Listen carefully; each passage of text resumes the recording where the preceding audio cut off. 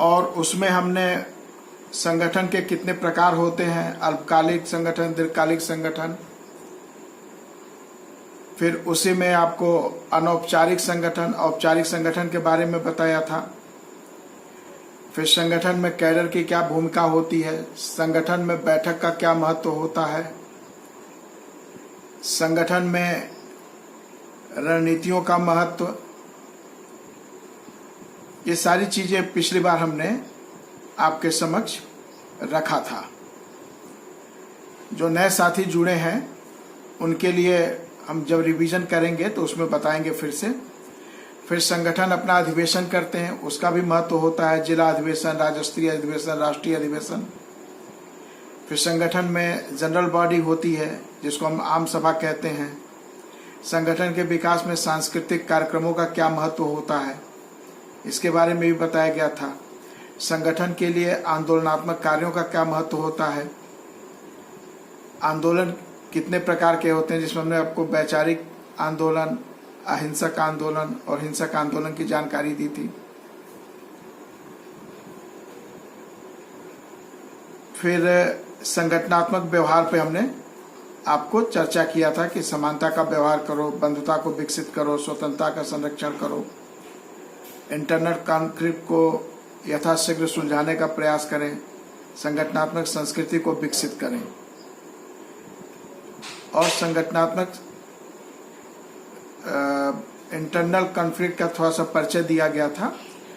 आज के मुख्य टॉपिक में संगठनात्मक संस्कृति और इंटरनल कॉन्फ्लिक्ट रेजोल्यूशन मैनेजमेंट, उसके ऊपर हम लोग चर्चा करेंगे।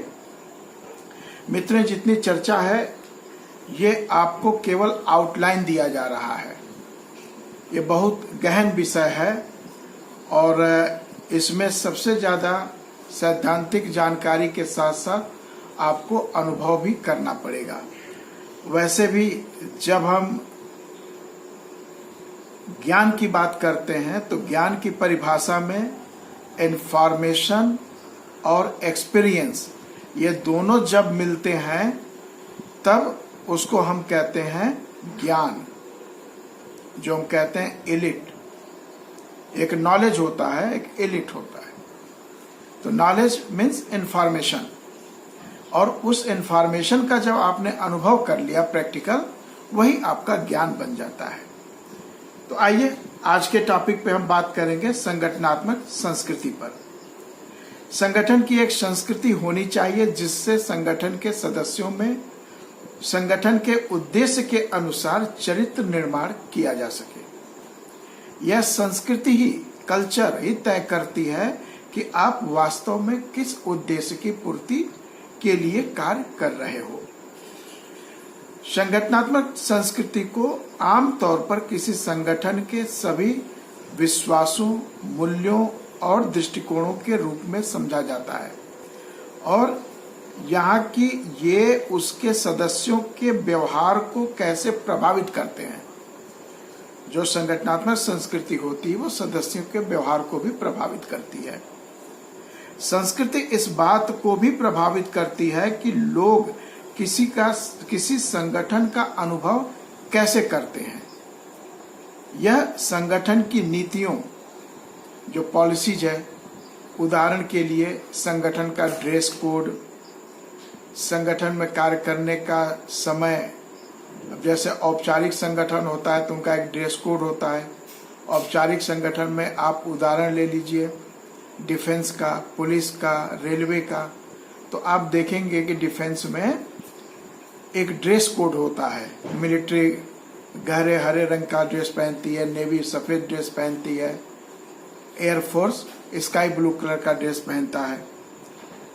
तो ये एक कल्चर है उनका। फिर कार्यस्थल के डिजाइन और कर्मचारी भत्तों जैसी चीजों को भी सूचित करता है।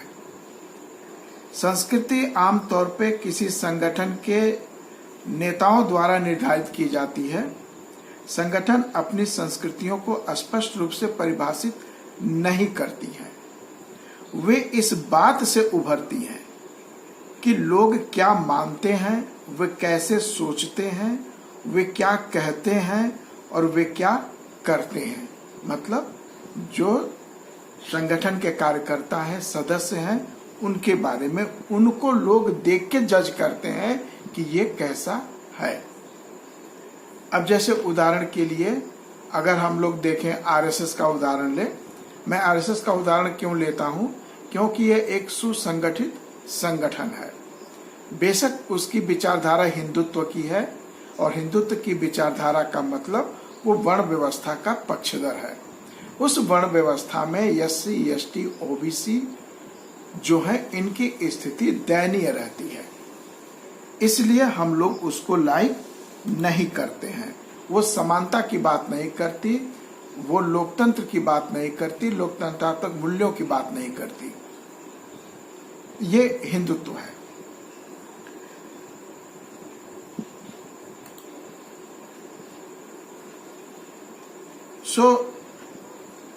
जो हमारे सदस्य हैं वो क्या सोचते हैं, क्या मानते हैं, कैसे सोचते हैं, क्या कहते हैं और क्या करते हैं, ये संस्कृति तय करती है कौन सा व्यवहार स्वीकार्य है या अस्वीकार्य है।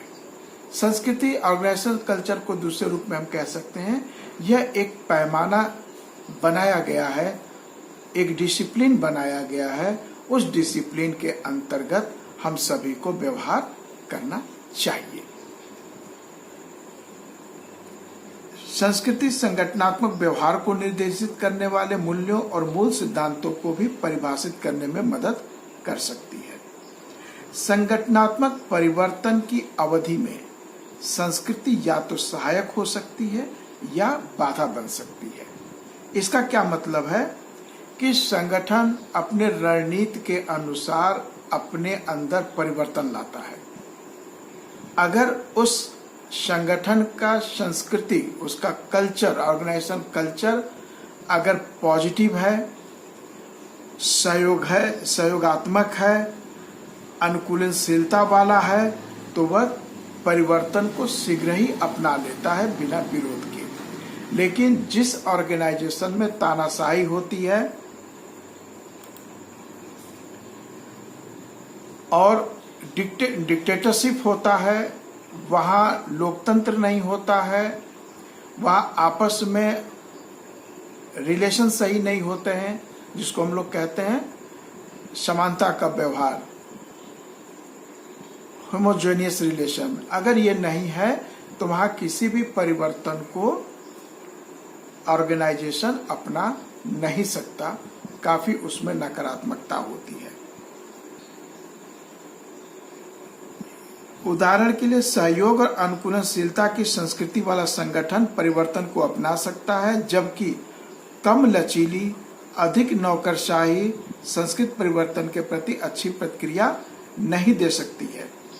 परिवर्तन की अवधि के दौरान अपने संगठन का मार्गदर्शन करते समय नेताओं को इस बात का ध्यान रखना चाहिए, यानी उसके अंदर लचीलापन हो, नौकरशाही न हो, वो सहयोगात्मक रवैया वाला हो, उसके अंदर अनुकूलनशीलता हो। अब जो शब्द है दक्षता, प्रभावशीलता और लचीलापन, इन शब्दों का उपयोग किसी भी संगठन में संचालन के तरीकों का वर्णन करने के लिए किया जाता है, जबकि वे अक्सर एक साथ उपयोग किए जाते हैं और कभी कभी एक दूसरे के स्थान पर वे प्रत्येक का अर्थ अलग अलग होता है। जब हम दक्षता की बात करते हैं, इफिशियंसी, इससे तात्पर्य है कोई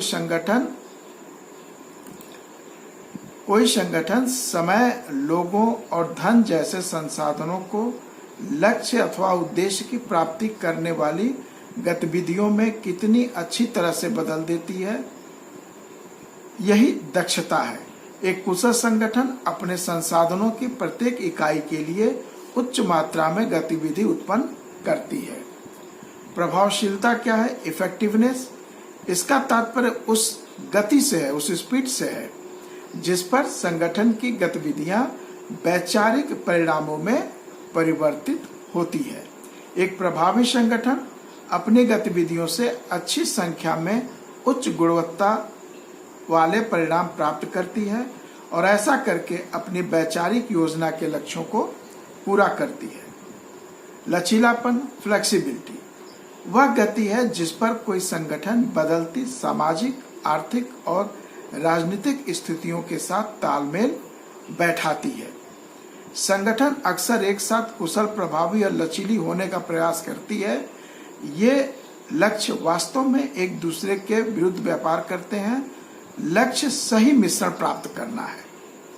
उदाहरण के लिए कोई कंपनी अच्छी तरह से परिभाषित प्रक्रियाओं के द्वारा उच्च दक्षता प्राप्त कर सकती है, लेकिन वे प्रक्रियाएं व्यवसाय को कम लचीला बना सकती है। अब जैसे कानून है, कानून में फ्लेक्सिबिलिटी है तो उस कानून का अनुपालन अच्छे से हो जाता है, लेकिन कानून रिजिड है तो रिजिड कानून में काफी दिक्कतें भी होती हैं। उदाहरण के लिए भारत का संविधान, भारत का संविधान बहुत ही कठोर है, लेकिन कहाँ कठोर है वो हम आपको बताते हैं। और जितना कठोर है उससे ज्यादा लचीला है। लचीला इस मामले में है कि आप संविधान को उसके आर्टिकल के तहत बदलने की क्षमता रखते हैं, संशोधन करने की क्षमता रखते हैं। लेकिन ये रिजिड कहाँ है? जो फंडामेंटल राइट्स है वहां वो रिजिड है, वहां पे आप संशोधन नहीं कर सकते। पॉजिटिव संशोधन कर सकते हैं, लेकिन फंडामेंटल राइट्स को हटाने के लिए आप संशोधन नहीं कर सकते। तो कॉन्स्टिट्यूशन में पॉजिटिव चीजों को लाने के लिए आप अमेंडमेंट कर सकते हैं, लेकिन जो उसकी व्यवस्था दी है उसको आप जीरो करने की कोशिश करेंगे तो वहां रिजिडिटी है, आप नहीं कर सकते। स्पेशली संविधान के भाग 3 यानी फंडामेंटल राइट्स में, मूलभूत अधिकार में। आगे बढ़ते हैं।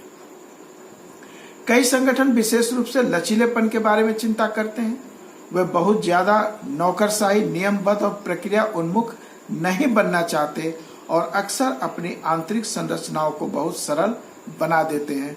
वास्तव में अच्छी नौकरशाही जैसी कोई चीज होती है और सही मात्रा में नियम और प्रक्रियाएं बेहतर परिणाम प्राप्त करने में मदद कर सकती हैं। तो आप ये देखिए कि जो संगठन लचीला है वो अपने में परिवर्तन कर सकता है। उसके कानून कठोर होने चाहिए, इसमें कोई शंका नहीं है, लेकिन जरूरी नहीं है कि मैक्सिमम ही आप पनिशमेंट दें। उदाहरण के लिए जैसे राहुल गांधी के साथ जो उनका केस चला था, जिसमें अदालत ने मैक्सिमम 2 साल की उनको कारावास, 2 साल की सजा दे दी थी, जबकि सुप्रीम कोर्ट ने उसको पाया कि इसकी जरूरत नहीं थी और उसने उस सजा को रद्द कर दिया। तो 2 साल की मैक्सिमम सजा है, उसको 2 दिन, 4 दिन, 2 महीने, 3 महीने भी तो आप दे सकते हैं। तो ये रिजिडनेस होती है और फ्लेक्सिबिलिटी यही होती है। इस समय मैनेजमेंट में जब आप एमबीए करेंगे या जो कर रहे हैं, पूरे एमबीए का सार है गौतम बुद्ध के मध्यम मार्ग, न बहुत लचीला और न बहुत स्ट्रिक्ट।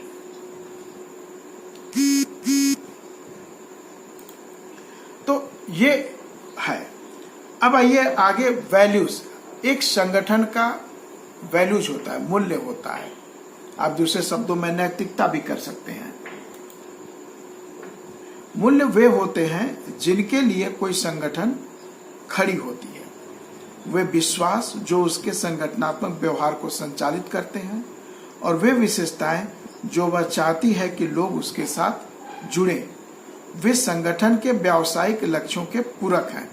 वास्तव में वे सभी को बताते हैं कि संगठन के लक्ष्यों को कैसे प्राप्त किया जाना है, प्रक्रियाओं के एक सेट के रूप में नहीं, बल्कि व्यवहार संबंधी दिशा निर्देशों के एक सेट के रूप में। आज आप देखते होंगे कई जगह आपको व्हाट्सएप पे भी मिलता होगा कि भाई संगठन प्रेम की चीज है, बैठक प्रेम की चीज है। अनुशासन चाहिए, लेकिन प्रेम भी चाहिए। अनुशासन भी ऐसा नहीं कि किसी को बहुत बुरा लग जाए, क्योंकि ये सभी अनौपचारिक संगठन है। मूल्य जो है संगठन के नेताओं से उत्पन्न होते हैं और सही तरीके से सही काम करने से मिलकर बनते हैं।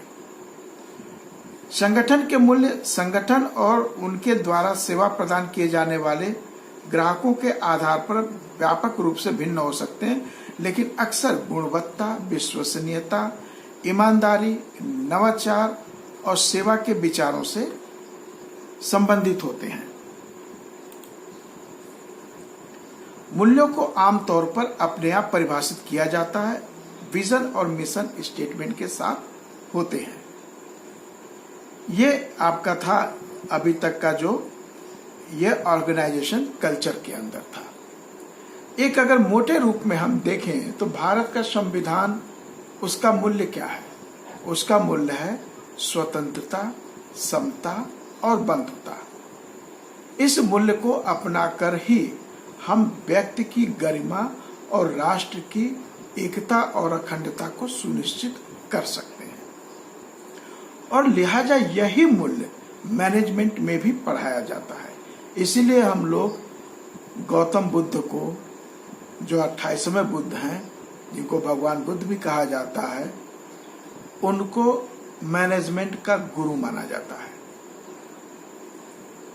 आज अमेरिका वाले गुरु बने हैं, लेकिन वास्तव में विश्व गुरु वही है, और उन्हीं के तथ्यों पे, सिद्धांतों पे मैनेजमेंट भी आजकल आप लोग MBA में पढ़ रहे हैं। अब है कॉन्फ्लिक्ट रेजोल्यूशन।